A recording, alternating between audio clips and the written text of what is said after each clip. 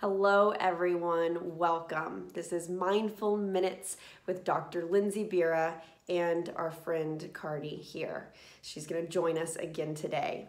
So we are here because Mind Science Foundation has sponsored these Mindful Minutes to give us all some space for our brain and to build emotional wellness and emotional intelligence.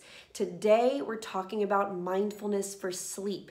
Sleep is one of the most important things we do. We need it very much, and sometimes we have sleep issues. In fact, every year, 1 in 4 Americans will meet criteria for acute insomnia. And even more than that, will have symptoms of insomnia that are very frustrating and potentially disrupting. And what's very interesting is often the way that we respond to sleep issues makes them worse. We get frustrated in response to them and we do certain things cognitively and behaviorally that end up reinforcing the problem. So that's why as a psychologist, I've done a lot of work with people trying to reverse this, and cognitive behavioral therapy helps a lot. Today, we're going to go over just some tools and tips that you can plug in, especially from a mindfulness perspective, so that we can roll with those waves of difficulty with more ease. First off, before we get into the mindfulness practice and some visualization that we're going to do, I want to go over just some quick tips for you to put into place and kind of make as a practice for good sleep hygiene. Number 1, we want to develop a bedtime routine. This is something that you do consistently, pretty much the hour before you go to bed, to start to cue the brain, cue the circadian rhythm to function appropriately and kind of wind down for bedtime. This can be taking a shower an hour before bed to raise your body temperature, and then get a very natural drop in body temperature, which is what we need to slip into sleep. This can also be using lavender oils, slipping into some comfy pajamas, going to a dimly lit spot and reading some boring reading material to kind of get that drowsiness, and only get into bed when you're drowsy. Another rule is, even if you wake up in the night, do not look at the clock. What happens when we start to look at the clock? We start to do math, which is the opposite of sleep. And then we start to get frustrated and anxious. I only have 2 hours left to sleep, 5 hours left to sleep. I'm gonna be so tired tomorrow. Why do I have this issue? Which only engages our stress response, our sympathetic nervous system, and is the opposite of what we need for sleep. So don't look at the clock. Number 3, if you find yourself laying in bed for more than 15 minutes or so and you can't sleep, get out of bed and go to that dimly lit area with some boring reading material, and only get back in bed when you feel sleepy. These are some basic sleep hygiene rules, and the reason for that is if you lay in bed frustrated, you're training your brain to have a frustrated response, higher heart rate, higher blood pressure, higher body temperature in response to the bed in the bedroom, and that's the opposite of sleep. So we really want that relaxation response to come on board. Before this video, we've done several other videos, these Mindful Minutes with Mind Science Foundation, related to mindfulness skills. One of those was diaphragmatic breathing. This is the biggest hack we can have into our nervous system, and when it comes to sleep issues, is one of the best skills that we can step into. We're gonna integrate this into our breathing practice, our visualization for sleep in just a second. We also wanna radically accept the fact that we can't sleep. We do not wanna fight against it, and we also wanna be curious about the struggle that we're having, not judgmental about it. So let's step into a brief mindfulness. This is something that you can practice anytime you have sleep issues, and is a great way to approach it and re-cue the nervous system for a healthier, less problematic response. All right, let's get into it. So I want you to just kind of notice where you are right now. It's something we do always whenever we start to step into mindfulness. Just kind of notice what it feels like to be here, noticing what you just came from, what you might have next, but we kind of just let those fall away.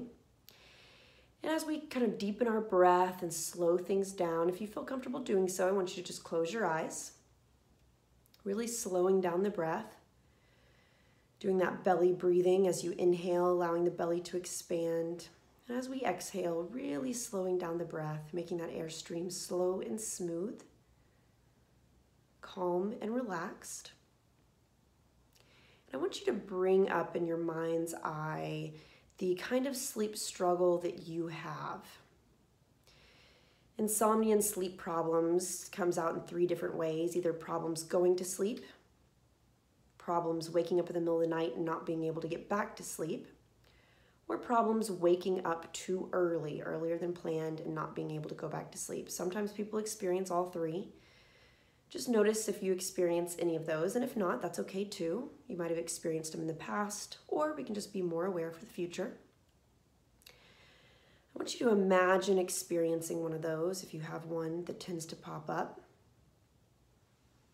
Noticing your natural response, kind of the frustration that you may feel, how your body feels, what goes through your mind.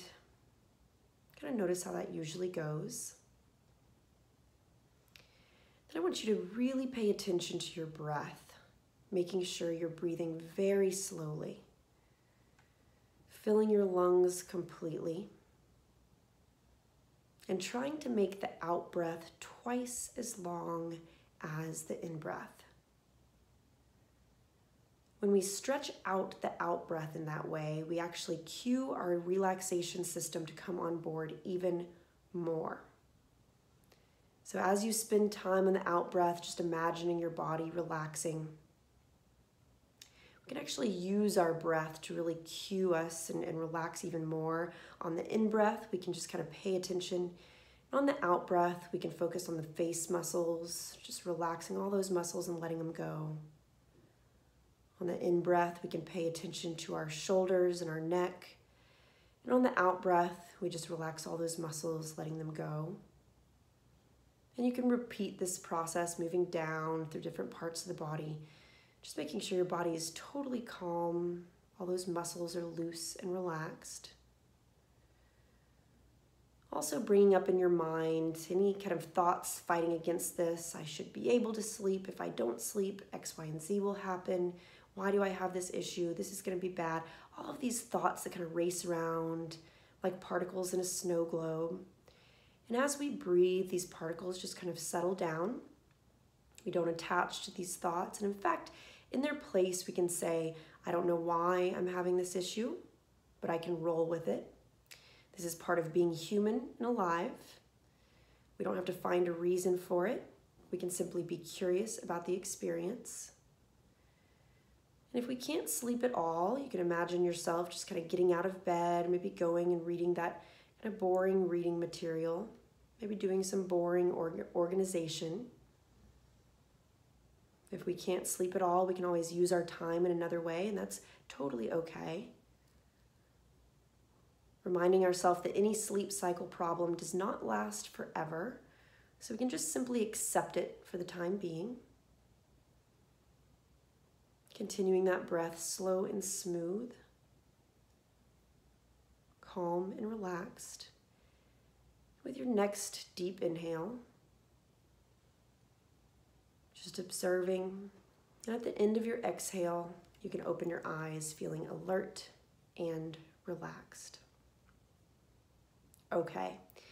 Thanks for tuning into this one. Obviously, sleep issues can be a lot more complex and need a lot more practice and intervention. So if you do feel like you've had a long-standing issue or there's a problem that you just can't get on top of, I highly encourage everyone to reach out to a mental health professional. Cognitive behavioral therapy for insomnia can be done in as little as 4 sessions when you just get the skills and figure out kind of those patterns that you might be stuck in, those feedback loops.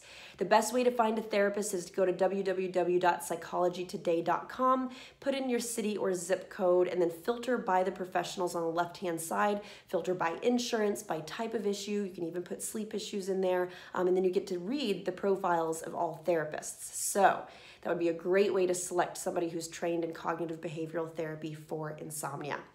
I wish you the best. Have a wonderful week, and I will see you next week for the next Mindful Minutes. Take good care. Bye-bye.